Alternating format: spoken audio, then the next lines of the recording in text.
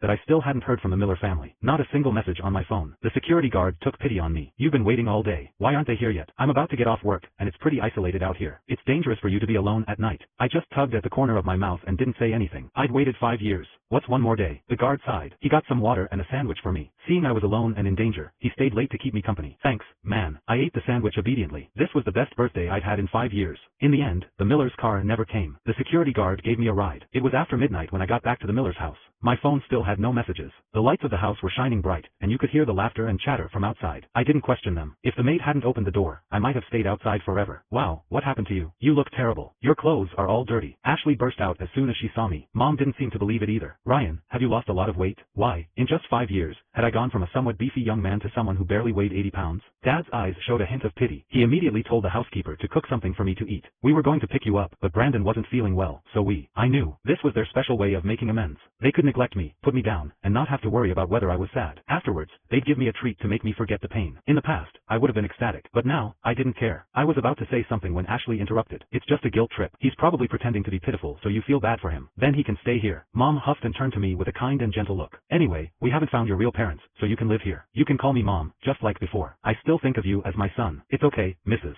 Miller. I'm grateful that you're taking me in. That polite form of address was more than just words. It had placed a chasm between the two of us, people who had once been as close as a person could be with their mother. Mom couldn't hold back. Tears instantly welled up in her eyes. I wasn't the arrogant son she once knew. I should complain. I should rant about how they'd abandoned me all these years. Anything would have been better than this pathetic and meek version of myself. Brandon visibly trembled when he saw me, as if he'd seen something terrifying. After a while, Brandon finally gathered the courage to hold out his hand. Ryan, let's shake on it. I stood there, stunned. I'd never argued with him, so why would we shake on it? 5 years ago, I just started college. Like always, whenever I was in a new place, I would stake my claim on Emily. Emily was my fiancée. I loved her, and, being the Miller family's oldest son, I'd always been arrogant. Naturally, I couldn't stand any guys who looked at her the wrong way. Brandon was one of them. Brandon had grown up in an orphanage. For some reason, the cold and aloof Emily always seemed to pay special attention to him.